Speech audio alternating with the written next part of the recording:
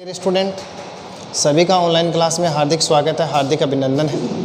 आज की इस ऑनलाइन क्लास में एक महत्वपूर्ण टॉपिक पर चर्चा करते हैं। अपना वो टॉपिक है मानव उत्सर्जन तंत्र, एक्सक्रीटरी सिस्टम ऑफ ह्यूमन। क्या है मानव का उत्सर्जन तंत्र?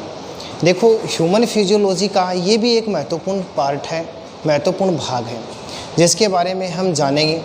पिछले दो पार्ट थे जिसमें digestive system, respiratory system, circulatory system का अध्ययन किया, जिसमें हमने पढ़ा था कि इन तंत्रों की सहायता से कुछ बॉडी में आवश्यक व अनावश्यक पदार्थ बन जाते हैं। अनावश्यक पदार्थों को शरीर से बाहर निकालना आवश्यक होता है, क्योंकि वे पदार्थ अनावश्यक होने के साथ साथ हमारे शरीर के लिए हानिकारक भी होते हैं। तो शरीर में बनने वाले उन हानिकारक पदार्थों को शरीर से मुक्त करना, शरीर से बाहर मुक्त करना जिस तंत्र की सहायता से किया जाता है, उस तंत्र को उत्सर्जन तंत्र कहा जाता है। देखो क्या होता है, ये कोई सेल है। जब इस सेल में किसी प्रकार की मेटाबॉलिज्म क्रिया होगी, यानी कोई उपापचय क्रिया होगी, मेटाबॉलिज्म मैकेनिज्म होगी, उपापचय क्रिया होगी, तो इसमें क्या होता है कि जब प्रोटीन का जल अपघटन होगा, जब प्रोटीन का क्या होता है, जल अपघटन होता है, तो प्रोटीन का जल अपघटन होने से कई नाइट्रोजन युक्त पदार्थ बन जाते हैं, N2 युक्त पदार्थ बन जाते हैं, नाइट्रोजन युक्त पदार्थ बन जाते हैं। वो कौन कौन से? जैसे for example ammonia, urea, uric acid. यानी जंतुओं की कोशिकाओं में जब प्रोटीन का जल अपघटन होता है तो नाइट्रोजन युक्त पदार्थ अमोनिया, यूरिया, यूरिक अम्ल का निर्माण होता है। ये पदार्थ हमारे शरीर के लिए अनावश्यक होने के साथ साथ हानिकारक भी होते हैं, अतः इन पदार्थों को समय समय पर शरीर से बाहर निष्कासित करना अति आवश्यक हो जाता है। तो जिस तंत्र की सहायता से इन अनावश्यक पदार्थों को शरीर से बाहर मुक्त किया जाता है, उस तंत्र को क्या कहा जाता है? उत्सर्जन तंत्र, एक्सक्रीटरी सिस्टम कहा जाता है। देखो, ये नाइट्रोजन युक्त पदार्थ अमोनिया, यूरिया, यूरिक एसिड, इनके आधार पर इस जंतु जगत को 3 भागों में क्लासिफाइड किया गया है। वो 3 भाग कौन कौन से, उनकी चर्चा हम करते हैं। पहला देखो, अमोनिया टेलिक, अमोनिया उत्सर्जी। वे प्राणी जो अमोनिया का उत्सर्जन करते हैं अमोनिया उत्सर्जी कहलाते हैं। एक बार फिर से देखो क्या होता है कि अमोनिया, यूरिया, यूरिक अम्ल के आधार पर जंतु जगत को 3 भागों में क्लासिफाइड किया गया है। पहला क्लासिफिकेशन अपना है अमोनिया उत्सर्जी, कि वे जंतु जो अमोनिया का उत्सर्जन करते हैं अमोनिया उत्सर्जी या अमोनोटेलिक कहलाते हैं। अमोनिया क्या है? ये जल में घुलनशील है, ये जल में घुलनशील है, जल में घुलनशील है, अतः इसके निष्कासन हेतु अधिक जल की आवश्यकता होती है। इसके अलावा अमोनिया एक विषाक्त पदार्थ है, अत्यधिक विषाक्त, विषैला, जहरीला पदार्थ है। इस कारण इसको समय समय पर शरीर से बाहर निकालना अति आवश्यक हो जाता है। तो देखो, अमोनिया उत्सर्जी, जो अमोनिया का उत्सर्जन करते हैं अमोनिया उत्सर्जी कहलाते हैं। अमोनिया जल में घुलनशील पदार्थ है, ये अत्यधिक विषाक्त होता है और इसके निष्कासन हेतु अत्यधिक जल की आवश्यकता होती है। अब वे कौन से प्राणी हैं जो अमोनिया का उत्सर्जन करते हैं? तो देखो, जितने भी जलीय प्राणी हैं, हम किसकी बात कर सकते हैं? जलीय प्राणियों की बात कर सकते हैं, समस्त जलीय प्राणी। इसमें यदि निम्न कोटि के जंतुओं की बात की जाए तो प्रोटोजोआ, पोरीफेरा, हाइड्रा, ये जो प्राणी हैं ये किस में आ जाते हैं? अमोनिया उत्सर्जी में आ जाते हैं, क्योंकि ये किसका उत्सर्जन करते हैं? अमोनिया का। इसमें एनिलिडा, कुछ एनिलिडा भी हैं जिनको शामिल किया गया है। इसमें मछलियाँ, समस्त मछलियाँ जो हैं उनको भी शामिल किया गया। तो मछलियाँ हैं, प्रोटोजोआ, पोरीफेरा, हाइड्रा, एनिलिडा संघ के प्राणी अमोनिया का उत्सर्जन करते हैं, इसलिए उन्हें अमोनिया उत्सर्जी कहा जाता है। तो पहली क्लास तो अपनी अमोनिया उत्सर्जी की हो गई। अब देखो, इसी ही प्रकार यदि ध्यान दें तो नंबर 2 पर कौन है अपना? यूरिया। तो यूरिया का उत्सर्जन करने वाले यूरिया उत्सर्जी कहलाते हैं, या हम जिसको क्या कह सकते हैं? यूरियोटेलिक कह सकते हैं। वे प्राणी जो यूरिया का उत्सर्जन करते हैं क्या कहलाएंगे? यूरियोटेलिक कहलाएंगे, यूरिया उत्सर्जी कहलाएंगे। यूरिया अमोनिया की तुलना में कम विषाक्त होती है, कम जहरीली होती है, अतः कुछ जंतु क्या काम करते हैं? अमोनिया को यूरिया में कन्वर्ट कर देते हैं और अमोनिया को किसके रूप में निष्कासित करते हैं? यूरिया के रूप में निष्कासित करते हैं। यूरिया भी क्या है? जल में घुलनशील है। यूरिया भी क्या है, जल में घुलनशील है। अब देखो वो कौन से एनिमल्स हैं जो यूरिया का उत्सर्जन करते हैं, तो ध्यान देंगे आप इसके अंदर कौन कौन आता है। इसमें स्तनधारी आएंगे, कौन आ जाते हैं, स्तनधारी। और स्तनधारी में सबसे बड़ा उदाहरण याद रखेंगे आप, खुद मनुष्य का आप रख सकते हैं, खरगोश का, तो स्तनधारी को शामिल किया गया। इसके अलावा इसमें एम्फीबिया को शामिल किया गया है, कुछ एनिलिड्स प्राणी को भी इसमें शामिल किया गया है। तो ये वे प्राणी हैं जो किसका उत्सर्जन करते हैं, यूरिया का उत्सर्जन करते हैं, अतः इन्हें यूरिया उत्सर्जी कहा जाता है। नंबर 3 की बात की जाए तो यूरिकोटेलिक है, यूरिक अम्ल उत्सर्जकी प्राणी हैं। वे प्राणी जो यूरिक अम्ल का उत्सर्जन करते हैं यूरिकोटेलिक कहलाते हैं। यूरिक अम्ल जल में लगभग अघुलनशील पदार्थ होता है। जल में कैसा पदार्थ है, ये अघुलनशील पदार्थ है। दूसरी बात ध्यान रहे, यूरिक अम्ल अमोनिया तथा यूरिया दोनों की तुलना में कम विषैला होता है, अतः इसे लंबे समय तक शरीर में संचित किया जा सकता है। अब वे कौन से प्राणी हैं जो यूरिकोटेलिक कहलाते हैं, तो देखो जितने भी एवीज वर्ग हैं, जितना भी बड़ा एवीज वर्ग है, एवीज वर्ग में समस्त प्राणियों को शामिल किया गया है। एवीज, इसके अलावा रेप्टिलिया वर्ग है, रेप्टिलिया की क्लास है, कुछ एम्फीबिया संघ के प्राणी हैं। इन सबको किस में रखा गया है, यूरिकोटेलिक में रखा गया है। और मरुस्थल में रहने वाले स्तनी, मरुस्थल में रहने वाले स्तनी को भी किस में शामिल किया गया है, यूरिकोटेलिक में शामिल किया गया है। ये नाइट्रोजन युक्त पदार्थ को यूरिक एसिड के रूप में उत्सर्जन करते हैं।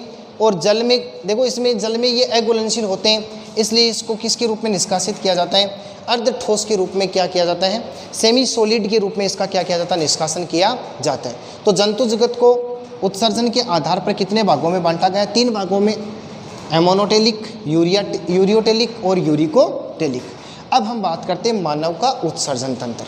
तो देखो पहले बात करते हैं उत्सर्जन की परिभाषा निकाल कर के लाते हैं कि नाइट्रोजन युक्त अपशिष्ट पदार्थों को शरीर से बाहर मुक्त करने की क्रियाविधि क्या कहलाती है, उत्सर्जन। ध्यान से देखना, नाइट्रोजन युक्त अपशिष्ट पदार्थों को शरीर से बाहर मुक्त करने की क्रिया क्या कहलाती है, उत्सर्जन कहलाती है। उत्सर्जन करने वाले अंग, उत्सर्जन करने वाले अंग क्या कहलाते हैं, उत्सर्जी अंग कहलाते हैं। क्या कहलाएंगे, उत्सर्जी अंग। और इन उत्सर्जी अंगों का जो सम्मिलित रूप है, कैसा रूप है, मिला जुला रूप है, सम्मिलित रूप क्या कहलाता है, उत्सर्जन तंत्र कहलाता है। तो 3 परिभाषाएं यहाँ पर आई। पहली परिभाषा उत्सर्जन की, यानी नाइट्रोजन युक्त अपशिष्ट पदार्थों को शरीर से बाहर मुक्त करना उत्सर्जन कहलाता है। और उत्सर्जन करने वाले अंग उत्सर्जी अंग कहलाते हैं। और इन उत्सर्जी अंगों को सम्मिलित रूप से क्या कहा जाता है, उत्सर्जन तंत्र कहा जाता है। मानव के उत्सर्जन तंत्र की यदि बात की जाए तो मानव का उत्सर्जन तंत्र वृक्क, मूत्रवाहिनी, मूत्राशय तथा मूत्र मार्ग से मिलकर बना होता है। तो इसमें कितने पार्ट हो गए, वृक्क है, मूत्रवाहिनी, मूत्राशय, मूत्र मार्ग से मिलकर किसका निर्माण होता है, मानव के उत्सर्जन तंत्र का निर्माण होता है। देखो इसको एक डायग्राम के माध्यम से समझने का प्रयास करते हैं।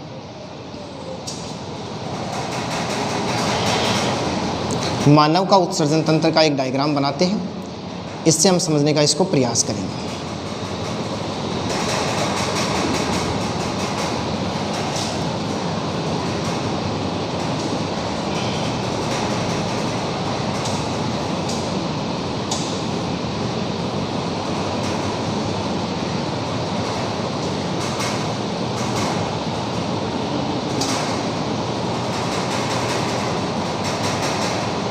ये डायग्राम दिखाई दे रहा है। देखो ध्यान से देखना, मनुष्य में एक जोड़ी वृक्क पाए जाते हैं। ये दायां वृक्क है, ये बायां वृक्क है। इसके ऊपर एक टोपीनुमा संरचना के रूप में अधिवृक्क ग्रंथि पाई जाती है। मूत्रवाहिनी, ये चौड़ा थिला मूत्राशय, ये भाग मूत्र जनन छिद्र में खुलता है जिसे मूत्र मार्ग कहते हैं। इसमें पूरे के पूरे उत्सर्जन तंत्र को दर्शाया गया है। देखो एक जोड़ी वृक्क पाए जाते हैं, प्रत्येक वृक्क से एक नलिका निकलती है और वो नलिका मूत्रवाहिनी कहलाती है। तो दूसरा पार्ट कौन सा हो गया, मूत्रवाहिनी। और ये दोनों मूत्रवाहिनियाँ जिस थैले में खुल जाती है उसे क्या कहा जाता है, मूत्राशय। तीसरा पार्ट कौन सा हो गया, मूत्राशय। मूत्राशय मूत्र मार्ग यानी मूत्र जनन छिद्र की सहायता से बाहर खुलता है, जिसे क्या कहते हैं, मूत्र मार्ग कहते हैं। सबसे पहले हम किडनी के बारे में अध्ययन करते हैं। मानव में किडनी क्या है। पहला तंत्र देखो, इसे उत्सर्जन तंत्र का मेन पार्ट माना जाता है। It is the main part of excretory system, यानी यह उत्सर्जन तंत्र का मुख्य भाग माना जाता है। ये मुख्य भाग है कौन, वृक्क किडनी। अब देखो इसकी संख्या पाई जाती है 1 पेयर, यानी इसकी संख्या जो है नंबर इज 1 पेयर, यानी इसकी संख्या 1 जोड़ी पाई जाती है। मुख्य भाग है, इसकी संख्या 1 जोड़ी होती है। अब इसकी यदि लोकेशन की बात की जाए कि मानव में वृक्क कहाँ पाए जाते हैं, तो सभी बच्चे ध्यान से सुनेंगे। एक सिंपल सी परिभाषा से बताता हूँ। उदर गुहा में कशेरुक दंड के दोनों ओर 1 जोड़ी वृक्क पाए जाते हैं। ये तो साधारण सा इसका लोकेशन है कि कशेरुक दंड के दोनों ओर उदर गुहा में 1 जोड़ी क्या पाए जाते हैं, किडनी पाई जाती है, जो पृष्ठ सतह पर स्थित होती है। इसके अलावा यदि इसके लोकेशन की बात की जाए तो देखो अंतिम वक्सीय कटी कशेरुका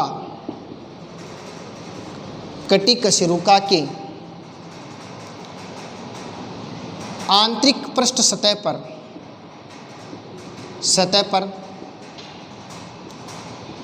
1 जोड़ी वृक्क पाए जाते हैं। कशेरुका के आंतरिक पृष्ठ सतह पर उदर गुहा में, देखो अंतिम वक्सीय कटी कशेरुका के आंतरिक पृष्ठ सतह पर उदर गुहा में क्या पाई जाती है, 1 जोड़ी वृक्क पाए जाते हैं। तो सिंपल सा है कि ये कहाँ पर पाए जाएंगे, उदर गुहा में पाए जाएंगे। मैंने आपको मानव की 2 सतह बताई थी। पीठ वाली सतह को पृष्ठ सतह कहते हैं, चेस्ट वाली सतह को अधर सतह कहते हैं, और पृष्ठ सतह पर भी भीतर की ओर यानी आंतरिक सतह पर क्या पाई जाती है, आंतरिक पृष्ठ सतह पर स्थित होती है। और देखो इसके यदि शेप की बात करें तो मानव का जो किडनी है वो किस प्रकार का होता है, तो ध्यान से देखने वाली बात है। मानव का जो किडनी है ये किस प्रकार का होता है, ये सेम के बीज के आकार का होता है। सेम के बीज के आकार की होती है। कैसी आकृति हो क्यों पाई जाती है, सेम के बीज की आकृति के रूप में कौन पाया जाता है, मानव का किडनी पाया जाता है। फिर देखो प्रिय विद्यार्थियों, इसके यदि साइज की बात की जाए, इसकी लंबाई कितनी है, इसकी चौड़ाई कितनी है, तो ये 10 से 12 सेंटीमीटर लंबा, 5 से 6 सेंटीमीटर चौड़ा और 3 सेंटीमीटर मोटा भाग है। कैसा भाग है ये, 10 से 12 सेंटीमीटर लंबा है, 5 से 6 सेंटीमीटर चौड़ा भाग है और 3 सेंटीमीटर मोटा भाग माना जाता है। इसके अलावा यदि इसके वेट की बात करें तो एक वयस्क मनुष्य में एक किडनी का वजन 120 से 170 ग्राम होता है। कितना माना जाता है, 120 से 170 ग्राम माना जाता है। हाँ जी, इसकी शेप कैसे, इसका कलर कैसा है, तो देखो ये मानव का जो वृक्क है वो एक लाल कलर की संरचना है, गहरे लाल रंग की संरचना मानी जाती है। और महत्वपूर्ण चीज़ क्या है कि ये पेरिटोनियम झिल्ली के द्वारा, किसके द्वारा, पेरिटोनियम झिल्ली के द्वारा पृष्ठ सतह से जुड़ा रहता है। या हम कह सकते हैं कि कशेरुक दंड की पृष्ठ सतह से पेरिटोनियम झिल्ली के द्वारा प्रत्येक वृक्क जुड़ा रहता है। ये तो इसके बारे में सामान्य बातें। अब देखो इसमें और अधिक बातों की जाने, इसकी उत्पत्ति कैसे होती है। देखो इसकी उत्पत्ति कैसे होती है, तो इसकी उत्पत्ति की बात करें तो इसकी उत्पत्ति मीजोडर्म से होती है। किससे होती है, मीजोडर्म से। मीजोडर्म भी किस प्रकार की, देखो एम्ब्रियोनिक मीजोडर्म। मैंने आपको बताया था कि डेवलपमेंट के समय जैसे जैसे शिशु का परिवर्तन होता है, डेवलपमेंट के समय एक विशेष स्टेज आती है जिसे हमें ग्रेस्टुलेशन कह सकते हैं। उसमें 3 जननिक लेयर बनती है, 3 जननिक स्तर बनते हैं, जिसे क्रमशः एक्टोडर्म, मेसोडर्म और एंडोडर्म कहते हैं। ये तीनों जननिक स्तर ही क्या काम करते हैं, बॉडी के विभिन्न प्रकार के पार्टों को बनाने का काम करते हैं। तो ये मेसोडर्म एम्ब्रियोनिक स्टेज का वह पार्ट है जो क्या काम करता है, किडनी को बनाने का काम करता है। इसके अलावा मानव का जो वृक्क है वो मेटानेफ्रिक प्रकार का होता है। किस प्रकार का होता है, मेटानेफ्रिक प्रकार का होता है। अब मैं आपको सिलेबस के अलावा कुछ महत्वपूर्ण चीज़ें बताता हूँ। किडनी 3 प्रकार की होती है। जंतुओं में किडनी कितने प्रकार की पाई जाती है, 3 प्रकार की। नंबर 1 प्रोनेफ्रिक, नंबर 2 मीजोनेफ्रिक और नंबर 3 मेटानेफ्रिक। ये प्रोनेफ्रिक, मीजोनेफ्रिक, मेटानेफ्रिक किडनी क्या होती है? सबसे पहले ध्यान देना प्रोनेफ्रिक क्या है। यह अल्प विकसित संरचना है जो एक नलिका के रूप में पाई जाती है। ध्यान से देखना, यह एक अल्प विकसित संरचना है जो किसके रूप में पाई जाती है? नलिका के रूप में पाई जाती है, जो निम्न कोटि के जंतु उसमें ये पाई जाती है। फिर मीजोनेफ्रिक की बात करूं तो इसमें परिवर्धन की अल्प स्थिति होती है, अर्थात हम बात करें इसमें सिर्फ और सिर्फ बोमेन संपुट बनता है, नलिका विहीन स्ट्रक्चर होती है, बाकी एक नालवत संरचना पाई जाती है सिर्फ।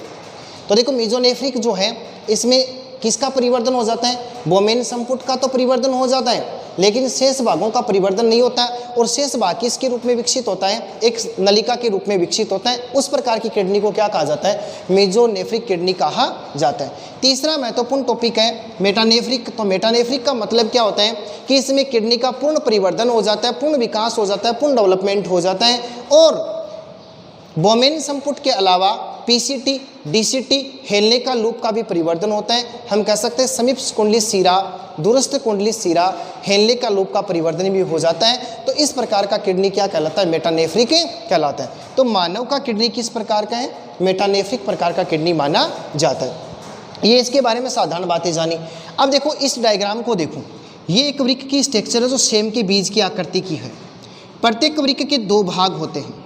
प्रत्येक वृक्क के कितने भाग माने गए? 2 भाग। इसका जो बाहरी भाग है, इस बाहरी भाग को वल्कुट कहते हैं, कोर्टेक्स कहते हैं। इसको क्या कहा जाता है? वल्कुट या कोर्टेक्स कहा जाता है। वल्कुट कोर्टेक्स कहा जाता है। कोर्टेक्स है जो उभरा हुआ भाग है, अर्थात ये उत्तल है, कॉन्वेक्स प्रकार का भाग है। यानी किडनी का जो बाहरी भाग है, उभरा हुआ भाग है, जिसे कोर्टेक्स वल्कुट कहते हैं।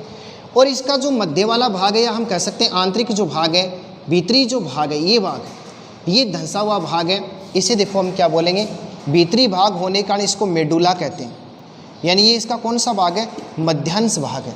और ये किस प्रकार का होता है? कॉनकेव प्रकार का होता है। किस प्रकार का होता है? कॉनकेव। हिंदी में बात करें तो ये किस प्रकार का? अवतल वाला भाग है।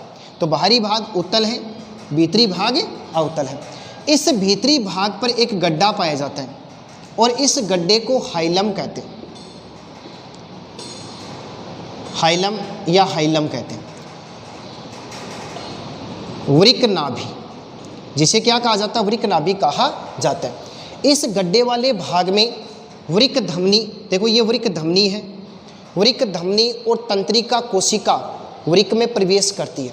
ध्यान से सुनना मेरी बात को कि ये जो हाइलम भाग है, या हम कह सकते हैं वृक्क नाभि वाला जो भाग है, इस छोर में क्या होता है?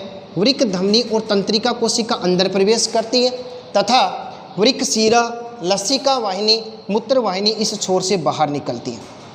एक बार फिर से देख लो, इसमें मैंने क्या बताया कि इसका जो भीतरी भाग है उसमें एक गड्ढा पाया जाता है। उस गड्ढे को हाइलम या वृक्क नाभि कहते हैं। वृक्क नाभि वाले छोर में क्या होता है?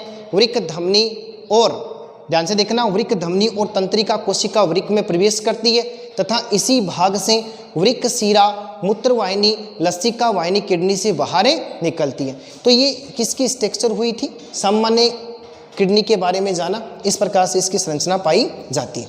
एक और महत्वपूर्ण चीज़, ये जो दायां वृक्क है बायां वृक्क की तुलना में थोड़ा झुका हुआ होता है।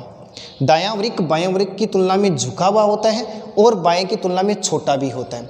झुका हुआ क्यों होता है? क्योंकि हम जानते हैं इसके ऊपर लीवर ग्लैंड पाई जाती है। लीवर ग्लैंड पाए जाने के कारण ये जो अपना दायां वृक्क है बाएं की तुलना में थोड़ा झुका हुआ होता है और इसकी तुलना में छोटा होता है। तो हम कह सकते हैं बायां वृक्क दायां वृक्क की तुलना में बड़ा है और ऊपर पाया जाता है।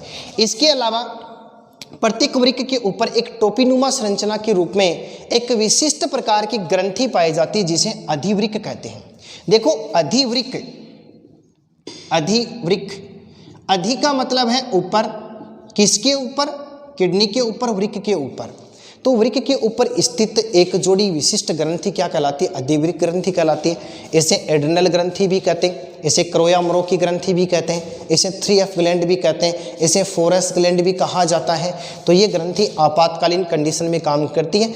जो अपना एक टॉपिक आएगा, चैप्टर आएगा अंतःस्रावी ग्रंथियाँ, उन पर हम उस चैप्टर में हम इन ग्रंथियों का अध्ययन करेंगे, तब पता चलेगा अधिवृक्क ग्रंथि कहाँ है। लेकिन किडनी के ऊपर स्थित टोपीनुमा संरचना में स्थित विशिष्ट ग्रंथि को क्या कहा जाता है? अधिवृक्क ग्रंथि कहा जाता है। तो ये सामान्य स्ट्रक्चर किसकी हुई? किडनी की। अब देखो हम बात करते हैं मानव के उत्सर्जन तंत्र के अन्य भागों का। तो देखो नंबर 2 पर आता है मूत्रवाहिनियाँ या मूत्रवाहिनी। इनकी संख्या भी मनुष्य में एक जोड़ी होती है।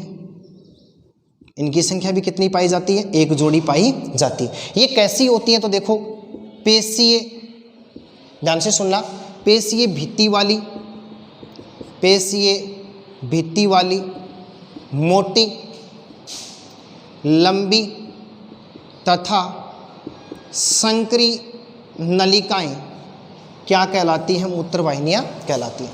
एक बार मैं फिर से डायग्राम को बनाता हूँ, देखो समझने का प्रयास करना। ये किडनी वाला भाग है और ये इसका हाइलम गड्ढा है, वहाँ से ये नलिका निकलती है और ये स्ट्रक्चर किसकी है? मूत्रवाहिनी की है। किसकी स्ट्रक्चर है? मूत्रवाहिनी की। तो देखो कहाँ से निकल रही है? इनकी संख्या एक जोड़ी होती है। प्रत्येक वृक्क से एक पेशीय भित्ति वाली मोटी, लंबी तथा संकरी नलिका निकलती है और उसको क्या कहा जाता है? मूत्रवाहिनी कहा जाता है। मूत्रवाहिनी का जो सिरा, देखो मूत्रवाहिनी का जो सिरा वृक्क के भीतर खुलता है, जो सिरा वृक्क के भीतर खुलता है वो प्यालेनुमा भाग होता है। इसका जो प्यालेनुमा भाग है उसे हम क्या कहते हैं? उस भाग को वृक्क श्रोणी या पेल्विस कहा जाता है।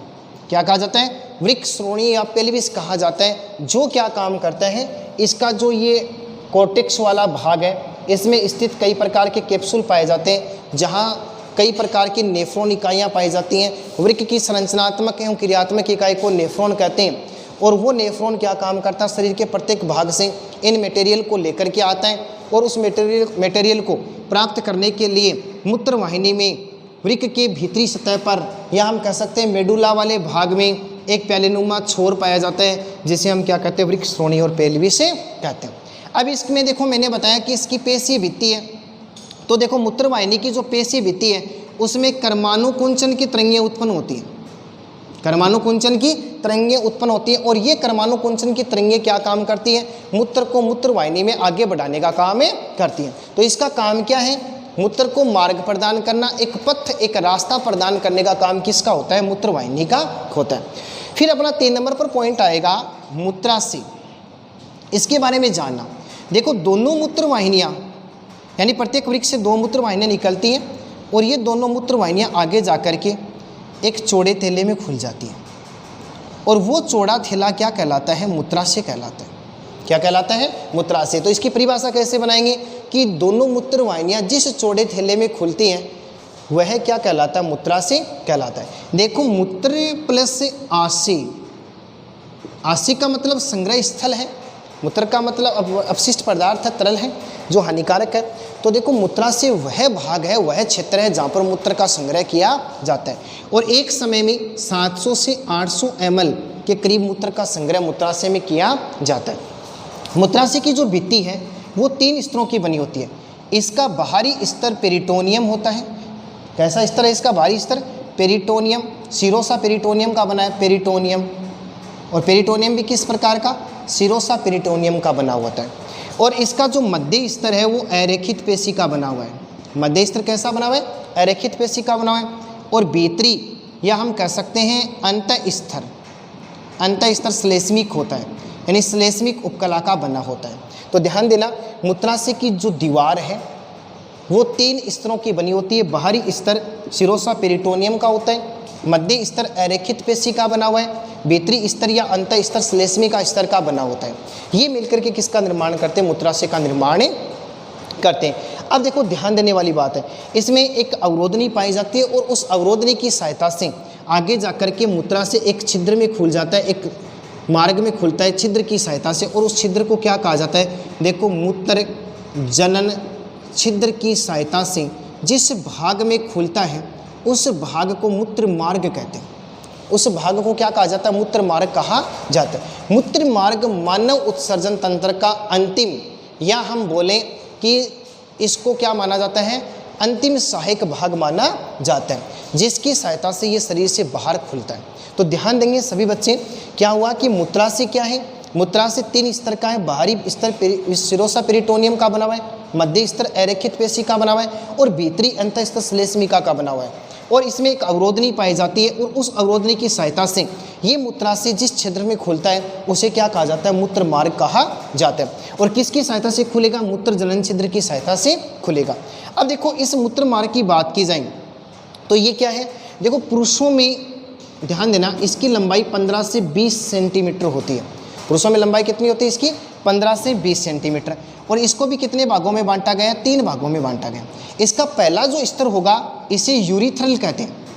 क्या कहा जाता है, यूरिथ्रल। ध्यान देना इस पर, यूरिथ्रल, या हम क्या कह सकते हैं, मैंने आपको रिप्रोडक्टिव सिस्टम में एक चीज़ बताई थी कि मानव में एक जननिक ग्रंथि होती है और वो जननिक ग्रंथि क्या काम करती है, एक तरल को सीक्रेट करती है जिसे हम प्रोस्टेट ग्लैंड कहते हैं। तो यूरिथ्रल जो इसका पहला पार्ट कौन सा हो जाएगा, यूरिथ्रल प्रोस्टेट ग्लैंड, इससे होकर के गुजरेगा और इसी में दोनों शुक्र वाहिनियाँ खुलती हैं। दोनों शुक्र वाहिनियाँ भी कौन से भाग में खुलती है, इस भाग में खुलती हैं। दूसरी बात, मूत्र जनन छिद्र किसमें, पुरुषों में मूत्र का तथा वीर्य दोनों के लिए मार्ग प्रदान करने का काम करता है। फिर इसमें दूसरा भाग हो जाएगा झिल्ली में भाग। दूसरा भाग कौन सा हो जाएगा, झिल्ली में। ये पेशी स्तर का बना होता है जो किस किस के बीच में पाया जाता है, यूरिथ्रल या प्रोस्टेट। और नंबर 3 पर कौन सा आ जाएगा, शिश्नी मार्ग। कौन सा आ जाएगा, शिश्नी मार्ग। इन दोनों के बीच का स्तर क्या कहलाता है, झिल्ली में स्तर कहलाता है। शिश्नी मार्ग की लंबाई कितनी मानी जाती है, 12 से 15 सेंटीमीटर मानी जाती है। इसमें क्या होता है, देखो ध्यान से देखना, ये जो शिश्नी मार्ग वाला जो भाग है ये आगे जाकर के जिस छिद्र में खुलेगा, यानी हम कह सकते हैं शीशन मुंड से होता हुआ शरीर से बाहर खुलता है। तो ये उत्सर्जन तंत्र का अंतिम पार्ट था। अंतिम पार्ट में हमने किसका अध्ययन किया, मूत्र मार्ग में। मूत्र मार्ग में किसकी बात कर रहे हैं, पुरुषों की बात करें। और ध्यान रहे मूत्र मार्ग पुरुषों में कहाँ पाया जाता है, तो डाइजेस्टिव सिस्टम में हमने रेक्टम को पढ़ा था। रेक्टम क्या है, बड़ी आंत्र का अंतिम भाग है, यानी जिसको हिंदी में मलाशय कहते हैं। मलाशय के ऊपर पाया जाता है। तो पुरुषों में मूत्र मार्ग मलाशय के ऊपर पाया जाएगा। अब हम बात करते हैं महिलाओं में। तो देखो महिलाओं में मूत्र मार्ग की लंबाई 4 सेंटीमीटर मानी जाती है। कितना सेंटीमीटर मानी जाती है, 4 सेंटीमीटर मानी जाती है। और ये योनि या वेजाइना के ऊपर पाया जाता है। किसके ऊपर पाया जाता है, योनि या वेजाइना के ऊपर पाया जाता है। और महिलाओं में सिर्फ और सिर्फ ये किसका काम करेगा, मूत्र मार्ग का ही काम करेगा। जननिक छिद्र मूत्र मार्ग के नीचे पाया जाता है। तो ये पूरा का पूरा तंत्र कौन सा हो गया, मानव उत्सर्जन तंत्र। कल की ऑनलाइन क्लास में हम स्टडी करेंगे, इसकी ओतिकी को पढ़ेंगे, हिस्टोलॉजी को पढ़ेंगे, जिसमें किडनी की हिस्टोलॉजी आएगी, जिसमें स्ट्रक्चर ऑफ नेफ्रॉन का अध्ययन करेंगे। धन्यवाद।